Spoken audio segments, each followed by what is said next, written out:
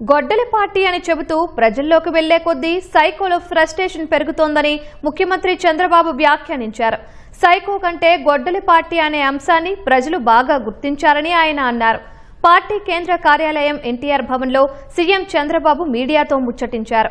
ఇప్పుడు వెలుగులోకి వస్తున్న వైఎస్ కుటుంబ అరాచకాలు తనకు కూడా కొన్ని తెలియవన్నారు.